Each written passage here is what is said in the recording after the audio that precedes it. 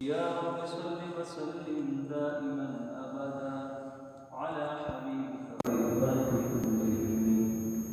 اللهم صل على سيدنا محمد وعلى آل سيدنا محمد وأصحاب سيدنا محمد وبارك وسلم عليه في أول كلامنا وأوسط كلامنا وآخر كلامنا. بزرگان ملت، برادران اسلام، میرے عزیز دوستوں، بزرگوں اور بھائیوں، آج کی نشست میں اسلام کی پہلی وحی سے متعلق گفتگو عرض کی جائے گی۔ اولین وحی خالق عز و جل کا وہ وعدہ جب پورا ہوا جو خالق نے عالم ارواح میں تمام انبیاء کرام علیہم السلام سے کیا تھا کہ نبی آخر الزماں کو دنیا میں بھیجوں گا، ساری تعلیمات کا خلاصہ، سابقہ تمام شرائع، شریعتوں کی ہدایات، احکامات، تعلیمات، تمام ربانی ہدایات کا مجموعہ۔ دین اسلام وہ دین کہ جس کا پہلا حکم، پہلا پیغام، پہلی انسانیت کے نام جو پہلی ہدایت، جو صدیوں بعد حضرت عیسیٰ نبینا علیہ السلام سے لے کر نبی اکرم صلی اللہ علیہ وسلم تک جو بیچ کا عرصہ ہے، کم و بیش 500 سال کا عرصہ، جس میں کسی وحی کا نزول نہیں ہوا، صدیوں بعد خالق عز و جل نے اپنے حبیب صلی اللہ علیہ وآلہ وصحبہ وسلم پر جو وحی نازل فرمائی، جس کو ہر مسلمان جانتا ہے، سورہ علق کی ابتدائی 5 آیات مبارکہ۔ یہ آیات مبارکہ جو پہلی وحی کہلائی جاتی ہیں اور راجح قول کے مطابق، جمہور امت کے مطابق، یہی پہلی آیات مبارکہ ہیں جو وحی کی صورت میں نازل ہوئیں۔ بعض حضرات نے سورۃ الفاتحہ کو پہلی وحی قرار دیا، وہ سورت ہونے کے اعتبار سے پہلی ہے۔ بعض حضرات نے سورۃ المدثر کی بعض آیات کو پہلی وحی قرار دیا، تو وہ اس اعتبار سے پہلی ہیں کہ پہلی وحی کے نزول کے بعد 2.5 سے 3 سال تک دوبارہ وحی کا نزول نہ ہوا۔ پھر اس زمانے میں، آخر میں جو اس زمانے کے مکمل ہونے کے بعد جو وحی نازل ہوئی، وہ اس اعتبار سے پہلی وحی ہے۔ لیکن جمہور امت مسلمہ، صحابہ، ائمہ، محدثین، فقہا کے نزدیک، جمہور امت کے نزدیک جو پہلی وحی نازل ہوئی وہ سورۃ العلق کی ابتدائی 5 آیات مبارکہ ہیں۔ نبی مکرم علیہ السلام آپ کی عمر مبارک کم و بیش 40 سال، 40 برس عمر مبارک ہے۔ 40 برس کا ایک عام انسان بھی اپنی عمر کے اس حصے میں آ کر سمجھداری، دانشمندی، بصیرت و بصارت سے کافی حد تک ہمکنار ہو جاتا ہے۔ ایک عام دنیا کا انسان زندگی 40 سال گزارے تو 40 سال کا ایک عرصہ گزار چکا ہوتا ہے، جہاں دیدہ ہوتا ہے، صاحب بصیرت ہوتا ہے۔ یہ اس لیے عرض کیا کہ سمجھنے کے لیے ہم غور فرمائیں کہ امام الانبیاء صلی اللہ علیہ وآلہ وصحبہ وسلم 40 برس آپ کی عمر مبارک گزری ہے، امام الانبیاء ہیں، 1.25 لاکھ نبیوں کے امام ہیں، خاتم الانبیاء ہیں، آپ کی بصیرت و بصارت کا کیا عالم ہوگا؟ آپ کی نبوت والی بصیرت، آپ کی دانشمندی، آپ کی حکمت، اس کا کیا عالم ہوگا 40 سال کی عمر مبارک کا حصہ ہے۔ ابتدائی 40 سال ہمیشہ پاکیزگی میں گزرے، ہمیشہ انصاف میں گزرے، ہمیشہ حلال اور حکم الہی کے مطابق کاموں میں گزرے، اور اس عرصے میں کسی ادنا سی خطا کا کوئی نقطہ، کوئی داغ عز و جل نے آپ کے کردار پر نہیں پڑنے دیا۔ دنیا ساری جانتی تھی کہ ان سے بڑھ کر کوئی صادق نہیں، ان جیسا کوئی امین نہیں، ان جیسا کوئی باحیا نہیں، ان جیسا کوئی منصف مزاج نہیں، ان جیسا کوئی خدمت انسانیت کرنے والا نہیں، ان جیسا کوئی شرم و حیا کا پیکر نہیں، ان جیسا کوئی حق کا ساتھ دینے والا نہیں، اور کوئی ان جیسا نہیں کہ جو جس طرح یہ پاکیزہ زندگی گزار کر 40 سال کی عمر تک پہنچے ہیں کہ عرب معاشرے میں آپ کے نام کا ڈنکا بجتا ہے، ہر شخص نام نامی اسم گرامی سے واقف ہو چکا ہے، حضرت محمد سب کہہ دیجیے صلی اللہ علیہ وآلہ وسلم۔ یہ نام مبارک ایسا تھا کہ ہر شخص اس نام کے سنتے ہی زمانہ جاہلیت میں محبت کے دم بھرتا تھا، خوشی سے چہرہ چمک اٹھتا تھا کہ اچھا ان کا نام گرامی، وہ تو بے مثل انسان ہیں۔ یہ ساری 40 سال کی حیات مبارکہ میں جو جتنی روحانی اور اخلاقی ترقیاں اور معراجیں نصیب ہوئیں، یہ سب اللہ عز و جل نے اپنے حبیب کی تربیت فرمائی۔ اب فرماتے ہیں اس کا مفہوم ہے کہ ادبنی ربی فاحسن تأدیبی، میرے رب نے میری بڑی بہترین تربیت فرمائی ہے، مجھے بہت اخلاق فاضلہ سے نوازا ہے، بہت عالی مرتبہ صفات مجھے عطا فرمائی ہیں۔ اس عمر مبارک میں روایات کے مطابق آپ تنہائی میں رہنے لگ گئے تھے۔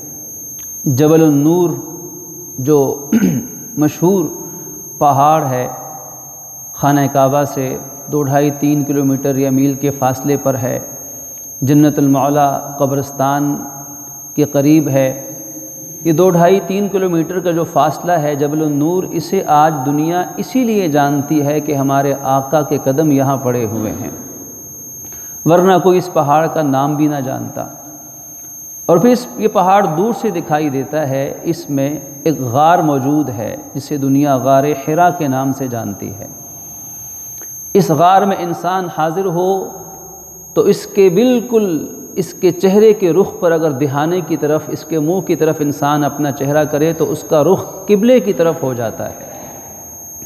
نبی مکرم علیہ السلام 40 برس کی عمر مبارک میں جب عمر مبارک اس کی قریب ہوئی تو آپ اس غار میں تشریف لاتے تھے، تنہائی کے لیے، خلوت کے لیے۔ اور بعض روایات میں ملتا ہے کہ آپ کے دادا عبد المطلب علیہ رضوان وہ بھی تشریف لایا کرتے تھے۔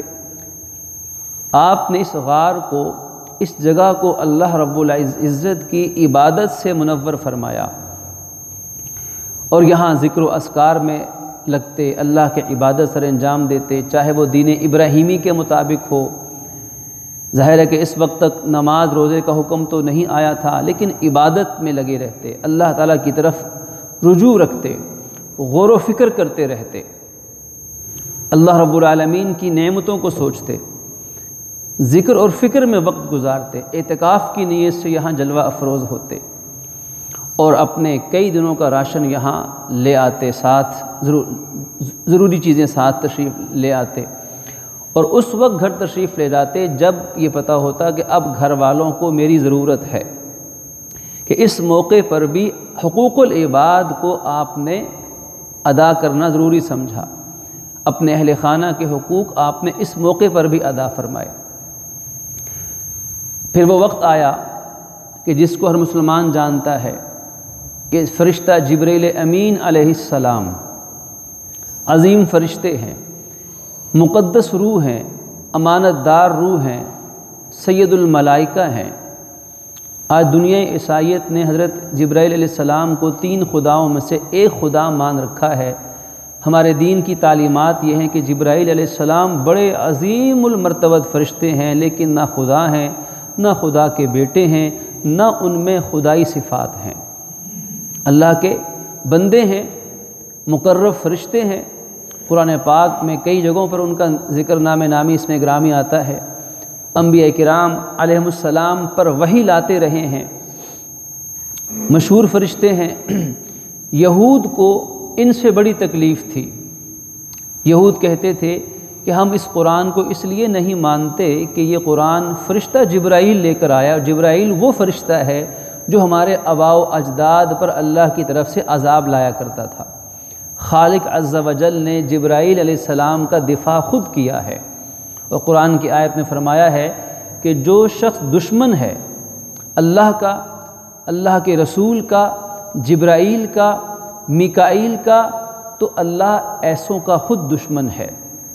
گویا کہ ان معصوم فرشتوں کی دشمنی حقیقت میں اللہ رب العالمین اعلان کرتا ہے کہ یہ تمہاری دشمنی اس فرشتے سے نہیں بلکہ میری ذات اقدس سے ہے، اس لیے کہ فرشتہ اللہ کے حکم سے ہی جو کرتا ہے اگر کسی قوم نے نافرمانی کی ہے، اس پر عذاب آیا ہے، تو فرشتے کی کوئی مجال نہیں کہ اپنی مرضی سے عذاب لے کر چلا جائے۔ اللہ تعالیٰ کا اذن ہوگا، اس کی اجازت ہوگی، پھر فرشتہ عذاب لے کر آئے گا۔ تو یہودی لوگ قرآن کو نہ ماننے کا ایک بہانہ بناتے کہ یہ فرشتہ تو ہمارے بڑوں پہ عذاب لاتا رہا۔ خالق عز و جل نے اعلان فرمایا کہ فرشتے اپنی مرضی سے کچھ نہیں کرتے، اللہ کے حکم کے تابع دار ہیں۔ لا یعصون، کوئی نافرمانی نہیں کر سکتے۔ فرشتے جبرائیل علیہ السلام تشریف لائے، اور بعض روایات میں آتا ہے کہ آپ نے فرمایا میں نے جبرائیل کو اصلی حالت میں بھی دیکھا ہے، اور یہ ایسا عظیم فرشتہ ہے کہ جبرائیل کے 70 یا 70,000 پر ہیں، اور ایک پر اتنا بڑا ہے کہ مشرق تا مغرب پوری کائنات کو ڈھانپا ہوا ہے۔ اب سوال یہ ہے کہ یہ عظیم فرشتہ جس رب العالمین کے حکم پر، اشارے پر آسمان و زمین کی مسافتیں طے کرتا ہے اور نگاہ اٹھا کے دیکھ نہیں سکتا، وہ رب کتنا عظیم تر ہوگا۔ اور جن انبیاء کرام علیہ السلام پر وحی لانے کے لیے یہ فرشتے تشریف لاتے تھے، وہ انبیاء کتنے عظیم تر ہوں گے۔ اگر انبیاء کی عظمت کا یہ حال ہے تو امام الانبیاء کی عظمت کا کیا حال ہوگا۔ فرشتہ جبرائیل تشریف لاتے ہیں، اور مشہور قرآن پاک کی آیات، اقرا بسم ربک الذی خلق، آپ اپنے رب کا نام لے کر پڑھنا شروع کیجئے۔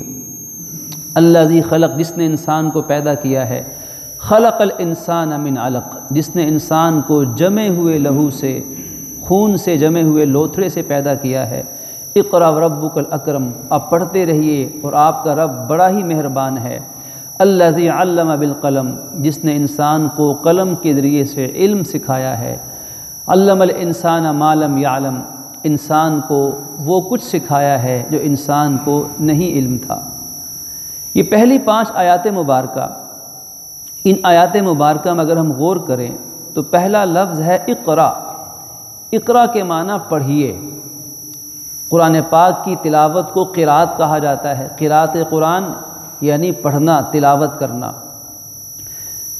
اب احادیث کے مطابق صحیحین کی احادیث میں یہ بات موجود ہے کہ جب انہوں نے کہا کہ اقرا آپ پڑھیے، تو اللہ کے نبی نے جواباً فرمایا کہ ما انا بقاری، کہ میں تو پڑھنا لکھنا نہیں جانتا۔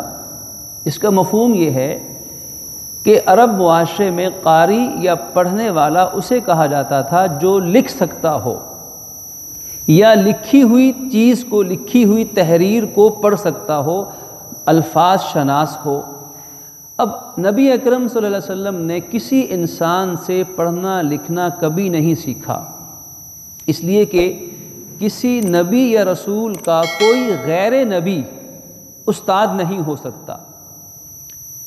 نبی کی ایک پہچان یہ بھی ہے کہ نبی کسی عام انسان کا شاگرد نہیں ہوا کرتا، اور جو عام انسان کا شاگرد ہو وہ نبی نہیں ہو سکتا۔ ہاں یہ ہو سکتا ہے کہ ایک نبی جو رسول نہ ہو، وہ اپنے سے پہلے یا کسی اور رسول کی شریعت کو ان کے کہنے اور ان کے حکم کے مطابق دنیا میں لاگو کریں، یہ تو ہو سکتا ہے، لیکن نبی کسی غیر نبی کا شاگرد نہیں ہوگا۔ نبی مکرم صلی اللہ علیہ وسلم نے کسی انسان سے پڑھنا لکھنا نہیں سیکھا، اور یہ اس میں خالق عز و جل کی کیا حکمتیں تھیں، کیا اس میں رب کی حکمتیں تھیں، یہ رب ہی بہتر جانتا ہے، لیکن خالق دنیا کو بتانا چاہتا ہے، نہ ماننے والوں کو سمجھانا چاہتا ہے، شک کی وادیوں میں پڑے ہوئے لوگوں کے شکوک و شبہات کو دور کرنا چاہتا ہے کہ تم ذرا غور تو کرو، اپنی عقل و دانش کو استعمال کرو اور غور و فکر کرو کہ جس ہستی نے کبھی آج تک کسی انسان سے پڑھنا لکھنا کبھی نہیں سیکھا، جو خود کہہ رہے ہیں کہ ما انا بقاری، کہ میں تو پڑھنا لکھنا نہیں جانتا، یہ کیا انقلاب برپا ہوا ہے کہ 40 سال تک آپ نے کسی کے پاس زانو تلمس ٹیک کر گھٹنے ٹیک کے علم حاصل نہیں کیا، کسی نے آپ کو کچھ لکھتے ہوئے یہ لکھا ہوا پڑھتے ہوئے تک نہیں دیکھا ہے،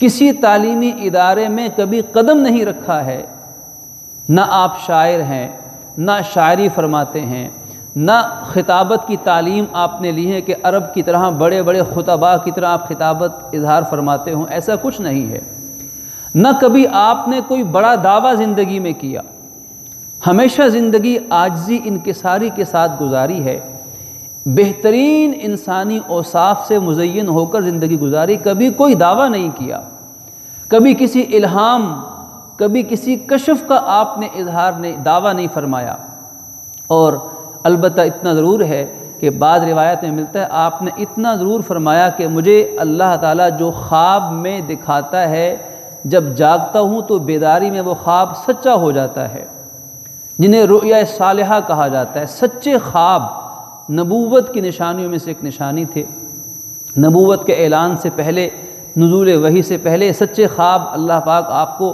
خواب میں ان اعمال کی زیارت کروا دیا کرتا تھا، آپ نے کبھی کوئی نبوت کا دعویٰ نہیں کیا۔ اب سوچنے کا مقام دنیا انسانیت کے لیے کہ جس ذات نے 40 سال تک لکھنا پڑھنا نہیں سیکھا، 40 سال کے بعد کیا انقلاب آ گیا کہ ساری کائنات کے معلم انسانیت بن گئے ہیں، وہ علوم نبوت، وہ رسالت کے سرچشمے، وہ شریعت کا مینار نور ساری انسانیت تک آپ سے پہنچا ہے۔ اگر انسان غور و فکر کرے تو یہ سوائے اللہ کے وحی کے اور کچھ نہیں ہے، یہ قرآن اللہ کی وحی ہے۔ آج مستشرقین، آج مغربی مفکرین جو اسلام پر طرح طرح کے بے سروپا اعتراضات کرتے ہیں، اگر اللہ نے ان کے مقدر میں ہدایت لکھی ہو تو یہ ایک بات بھی ان کی ہدایت کا سبب بننے کے لیے کافی ہے کہ آپ فرما رہے ہیں میں نے پڑھنا لکھنا نہیں سیکھا، لیکن جب قرآن کے الفاظ اور وحی الہی جب ساری دنیا عالم کو آج تک سیراب کر رہی ہے، اور قرآن کا چیلنج ہے کہ فَأْتُوا بِسُورَةٍ مِّن مِّثْلِهِ، تم اس جیسی کوئی صورت بنا کر دکھا دو، اس کی آیت جیسی کوئی آیت گھڑ کے لا کے دکھا دو، اگر تم گھڑ سکتے ہو کر سکتے ہو۔ اور قرآن نے ساتھ یہ بھی چیلنج کیا کہ تم سارے انسان و جنات مل کر بھی اس وحی جیسی، اس کتاب صورت آیت جیسی کوئی ایک آیت بھی اگر بنانا چاہو تو ہرگز نہیں بنا سکتے ہو۔ تو یہ وہ چیلنج آج تک سارے دنیا کے انسانوں کی طرف اسی طرح متوجہ ہے جس طرح اس وقت تھا جب قرآن نازل ہوا تھا۔ اللہ نے وحی کا سلسلہ شروع فرمایا۔ روایات کے مطابق حضرت جبرائیل علیہ السلام نے آپ کو 3 مرتبہ پکڑا، گلے سے لگا کے زور سے دبایا، اور پھر آپ نے سورہ الگ کی ابتدائی آیات کو سن کر پڑھنا شروع کیا۔ بعض علماء نے لکھا ہے، بزرگوں نے، کہ یہ مقصد یہ تھا کہ تاکہ یہ نورانی صفات اور تجلیات اللہ کے نبی کے بدن مبارک میں منتقل کرنا مقصود ہوگا۔ اب قرآن پاک کی وحی کو آپ نے اس کا نزول ہوا، اور قرآن کی جو پہلی آیت، پہلا لفظ اقرا ہے، آپ پڑھیے بسم ربک، اپنے رب کے نام سے پڑھیے۔ اب اس سے مراد قرآن پاک بھی ہے کہ جب بھی قرآن پاک پڑھا جائے تو اللہ کا نام پہلے لے لیا جائے۔ قرآن پاک بھی اللہ کا ذکر ہے، لیکن قرآن پاک کو پڑھنے سے پہلے بسم اللہ پڑھنا اور بسم اللہ سے پہلے تعوذ یعنی اعوذ باللہ پڑھنا، یہ دونوں قرآن و حدیث سے ثابت ہیں کہ قرآن پڑھنے سے پہلے اعوذ باللہ من الشیطان الرجیم بسم اللہ الرحمن الرحیم اسے پڑھا جائے اور پھر قرآن پاک کو شروع کیا جائے۔ اقرا کے ایک معنی یہ بیان کیے گئے اور دوسرے معنی یہ بھی بیان کیے گئے، دونوں معنی اپنی جگہ درست ہیں کہ کچھ بھی پڑھنا ہے تو اللہ کے نام سے شروع کرنا چاہیے۔ کوئی کتاب بھی کھولنی ہے تو بسم اللہ پڑھ کے شروع کرنی چاہیے۔ کسی نے علم حاصل کرنا ہے تو اللہ کا نام لے کے علم حاصل کرنا شروع کرنا چاہیے۔ اس لیے بعض روایات میں آتا ہے کہ جب کوئی مسلمان بچہ، کوئی بچہ یا بچی وہ بولنا شروع کریں تو سب سے پہلے اسے اللہ کا نام یعنی کلمہ طیبہ سکھانا چاہیے، تاکہ پہلا کلام اس کا اقرا بسم ربک کے مطابق اللہ کا نام لے اور وہ بولنا اور پڑھنا شروع کر دے۔ آپ پڑھیے اپنے رب کے نام سے جس نے انسان کو پیدا کیا۔ انسان کا خالق وہ ہے۔ قرآن کہتا ہے کہ سب سے پہلی تعلیم انسان کو یہ ملنی چاہیے کہ انسان کو یہ بتایا جائے کہ اس کا خالق کون ہے۔ آج کا نظام تعلیم اس عمل سے یکسر خالی ہوتا چلا جا رہا ہے۔ آج کا نظام تعلیم بڑی سے بڑی ڈگریاں، بڑی سے بڑی بین الاقوامی یونیورسٹیز وہ انسان کو یہ تو بتاتی ہیں کہ مخلوق کیا ہے۔ آسمان، زمین، سورج، چاند، ستارے، ہوائیں، فضائیں، خلائیں، یہ سائنس سب مخلوق کا ہی علم ہے۔ مخلوق کا تو تعارف کروایا جاتا ہے، لیکن قرآن کے علم کا پہلا پیغام کہ پہلے خالق کا تعارف کروایا جائے۔ الذی خلق، پہلے خالق یہ تعارف کرواتا ہے کہ پہلے یہ پہچانو کہ تمہارا خالق کون ہے۔ اگر تم مخلوق میں غور و فکر کرتے ہو تو ذرا یہ بھی دیکھ لو کہ جس نے یہ مخلوق پیدا کی ہے اس مخلوق کا خالق کیسا ہوگا۔ اگر مخلوق ایسی زبردست ہے تو پھر خالق کیسا عظیم ترین ہوگا۔ تو وہ نظام تعلیم انسان کو سوائے ڈگری کے، سوائے الفاظ کے، سوائے کاغذ کے ایک صفحے کے کچھ نہیں دے سکتا۔ جو نظام تعلیم انسان کو اس کے خالق سے آشنا نہیں کر سکتا ہے۔ اللہ کے نبی کا بھی نظام تعلیم تھا۔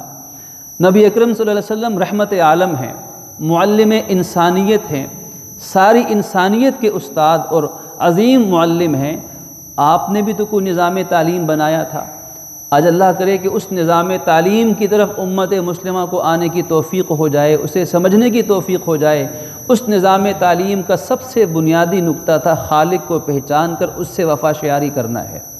جو خالق کو پہچانے گا وہی مخلوق تک پہنچ سکتا ہے، اور جو خالق کا وفادار و اطاعت شعار ہوگا وہی مخلوق کا بھی اطاعت شعار اور مخلوق کے بھی حقوق کو پورا کر سکتا ہے۔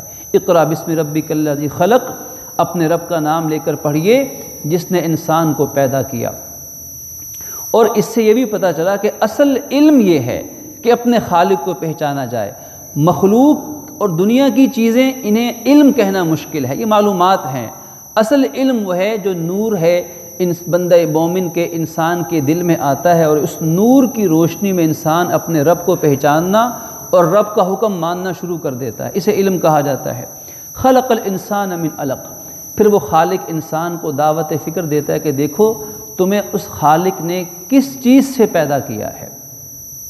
پہلے انسان کو یہ بتایا کہ الذی خلق، اپنے خالق کو پہچانو، پہلی وحی کا پیغام، خالق کو پہچانو، اور پھر خالق کے بعد اپنے آپ کو پہچانو۔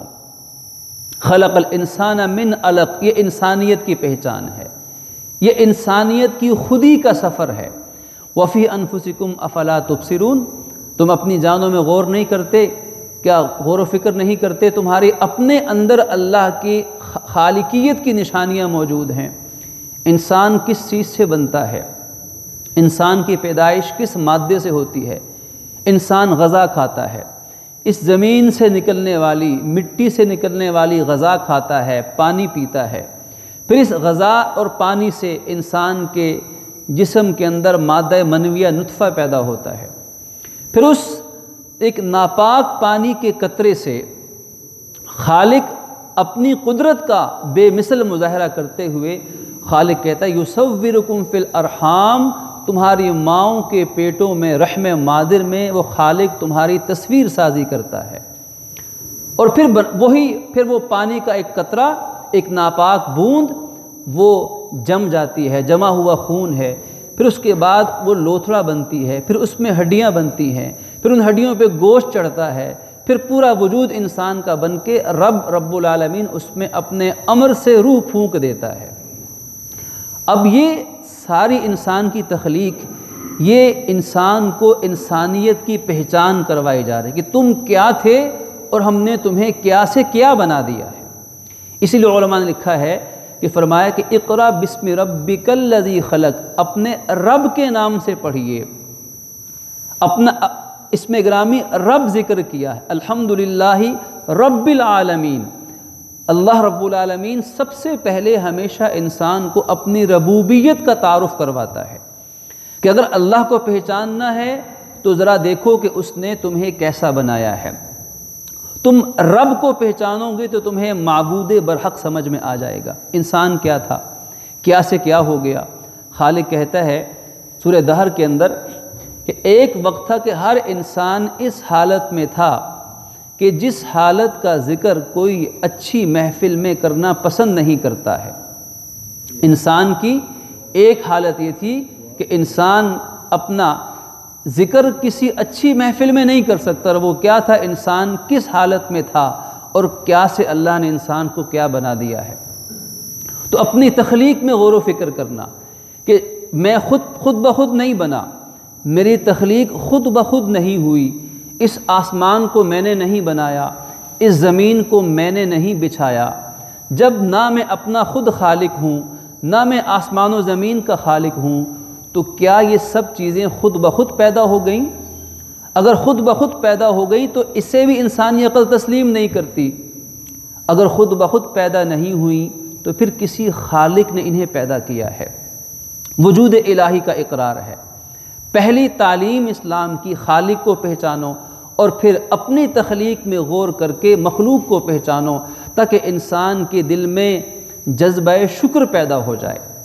یہ اسلام کی تعلیم ہے کہ تعلیم کا مقصد انسان کو حقیقت شناس بنانا ہے۔ تعلیم کا مقصد اگر آنکھوں پہ پردے ڈالنا بن جائے کہ تعلیم سے انسان حقیقت سے دور ہوتا چلا جائے تو وہ کیسی تعلیم ہے؟ چاہے اس پہ جتنا مرضی پیسہ خرچ کر دیا جائے، چاہے اس کا سسٹم دنیا میں رائج کر دیا جائے، لیکن اسلام کی تعلیم یہ ہے کہ انسان کو حقیقت آشنا بنایا جائے، خالق کی حقیقت، خالق کی معرفت، اور پھر مخلوق کی حقیقت، مخلوق کی معرفت۔ جب ان دونوں کو انسان اپنی نگاہ سے دیکھے گا، غور و فکر کرے گا، اس کے دل میں جذبہ اطاعت، جذبہ شکر پیدا ہوگا۔ انسان زبان حال سے کہے گا، اے میرے رب، اگر تو چاہتا تو مجھے پیدا ہی نہ کرتا، میں کیا کر سکتا تھا؟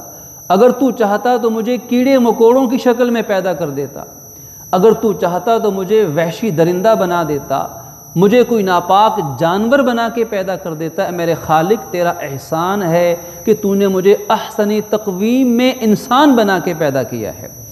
اب یہ جذبہ شکر انسان میں انگڑائیاں لیتا ہے۔ اقرا وربک الاکرم، آپ پڑھیے، آپ کا رب بڑا ہی مہربان ہے۔ علم عطا کرنا سب سے بڑی مہربانی ہے، علم سکھانا سب سے بڑا احسان ہے، سب سے بڑی شفقت و رحمت کسی کو علم سے نوازنا ہے۔ اور اس سے یہ پتہ چلا کہ علم دینے والے کو مہربان ہونا چاہیے۔ استاد کی فطرت میں نرمی، محبت اور شفقت کا پہلو نمایاں ہونا چاہیے۔ استاد کا نام سن کے اگر بچہ تھر تھر کانپنے لگ جائے، اس کا حلق خشک ہو جائے اور بچہ نہ آزادی سے بول سکے، نہ کچھ سوال کر سکے، نہ جواب دے سکے، تو یہ استاد کو اپنی شخصیت کے بارے میں نظر ثانی کرنی ہوگی۔ استاد کی شخصیت جیسے خالق اگر انسان کو علم دیتا ہے اور اپنا تعارف رب سے کرواتا ہے، اپنا تعارف خالقیت سے کرواتا ہے، اپنا تعارف اکرم سے کرواتا ہے کہ میں بڑا ہی مہربان ہوں، اور یہ اس کی مہربانی کو اس نے علم عطا کیا۔ الذی علم بالقلم، جس نے انسان کو قلم کے ذریعے سے علم عطا کیا ہے۔ لکھنا پڑھنا یہ ہمارے دین کی بنیادی تعلیم ہے۔ علماء نے لکھا ہے کہ قلم تین طرح کے ہیں۔ ایک قلم وہ ہے جس کو اللہ رب العالمین نے شروع میں کائنات کے شروع میں پیدا فرمایا، اس نے ساری تقدیر لکھی۔ دوسرا قلم وہ ہے جو اللہ نے فرشتوں کے ہاتھ میں تھمایا، کرامن کاتبین، ہر انسان کے اعمال لکھتے ہیں۔ اور تیسرا قلم وہ ہے جو اللہ نے انسان کے ہاتھ میں دیا ہے، اے انسان یہ قلم پکڑ اور لکھنا پڑھنا شروع کر دے۔ امام الانبیاء صلی اللہ علیہ وسلم نے انسانوں کو لکھنا پڑھنا سکھایا ہے، آپ نے تعلیم کی اہمیت دی ہے، آپ نے ایک ایک صحابی کو سمجھایا، ایک ایک انسان کو بتایا کہ لکھنے کی کیا اہمیت اور پڑھنے کی کیا اہمیت ہے۔ علم الانسان ما لم یعلم، آج سارا علم جتنا انسان کے پاس ہے، چاہے وہ دین کا ہے چاہے وہ دنیا کا ہے، یہ سارا علم اللہ کا عطا کردہ ہے۔ اس نے انسان کو وہ کچھ سکھایا جو انسان نہیں جانتا تھا۔ قرآن کہتا ہے جب تم اپنی والدہ کے پیٹ سے دنیا میں آتے ہو تو تمہیں کسی چیز کا علم نہیں ہوتا ہے، نہ بول سکتے ہو، نہ سن سکتے ہو صحیح معنی میں، نہ معافی ضمیر بیان کر سکتے ہو، نہ لکھ سکتے ہو، نہ پڑھ سکتے ہو۔ پھر اسی انسان کو اللہ علم عطا کرتا ہے اور وہ علم بڑھتے بڑھتے آج ساری کائنات تک پھیلا ہوا ہے۔ تو تعلیم کا پیغام ہے، علم کا پیغام ہے، یہ اسلام کی پہلی وحی ہے۔ اور آج جن حالات سے ہم گزر رہے ہیں، ان حالات میں تعلیمی اداروں کو آن لائن کلاسز کی طرف منتقل کیا جا رہا ہے۔ ان حالات میں اگر ہم غور فرمائیں تو ان حالات میں ہمارے بہت سارے نقصانات میں سے سب سے بڑا نقصان اور حرج تعلیم کا نقصان ہے اور تعلیم کا حرج ہے۔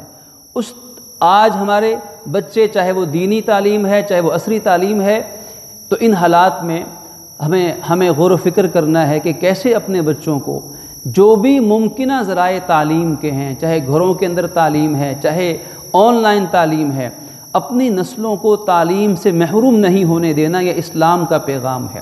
اور ان حالات میں جان بھی محفوظ ہو، ایمان بھی محفوظ ہو، صحت بھی محفوظ ہو، تو اس کے لیے جو ہدایات محکمہ صحت، شعبہ صحت کی طرف سے دی جاتی ہیں، ان ہدایات پہ عمل کرنا تاکہ وبائی امراض سے ہم خود بھی محفوظ ہوں اور اوروں کو بھی محفوظ بنا سکیں، کسی سے ہمیں تکلیف نہ پہنچے اور ہم سے کسی اور کو تکلیف نہ پہنچے۔ ایک انسان کہتا ہے کہ مجھے تو چھینک نہیں آئی، مجھے تو کوئی کھانسی نہیں ہے، اس لیے میں کیوں ماسک پہنوں، تو میری وجہ سے کسی اور کو بھی تکلیف نہ پہنچے، اس لیے بھی احتیاطی تدبیر کو اختیار کیا جائے۔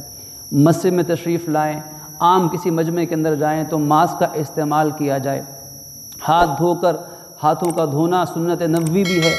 اسی طرح پھر مسجد میں تشریف لائیں تو اپنی جائے نماز کوئی کپڑا ساتھ لے کر آئیں تاکہ ہم اس احتیاط پہ بھی عمل پیرا ہو سکیں۔ اور جماعت میں مجبوری ہے کہ صف بندی ہوتی ہے، بوقت ضرورت جماعت کی صف بندی میں فاصلہ بھی رکھا جا سکتا ہے، لیکن کم از کم نماز سے پہلے اور نماز کے بعد عام نمازوں کے اندر بالخصوص فاصلہ رکھ کے نماز ادا کی جائے، اور بہتر تو یہ ہے کہ سنت نوافل وہ گھروں میں ادا کی جائیں۔ اس کے علاوہ جتنی اور بھی احتیاطی تدابیر ہیں، جیسا کہ ہم میں سے ہر ایک ان کو اچھی طرح جانتا ہے، تو ان احتیاطی تدابیر کا اختیار کرنا حت الوسع حت الامکان، یہ ہمارا دینی فریضہ بھی ہے، ہمارا اخلاقی اور معاشرتی فریضہ بھی ہے۔ اب دعا بھی فرمائیے کہ اللہ رب العالمین اپنی رحمت سے تمام وبائی امراض سے، ان مشکلات سے ہمیں محفوظ فرمائیں اور اپنی عافیت عطا فرمائیں، اور علم وہ عطا فرمائیں جس کے ساتھ عمل کی طاقت ہو، علم وہ عطا فرمائیں جو نور بنتا ہو اور مفید بنتا ہو۔ وآخر دعوانا ان الحمد للہ رب العالمین۔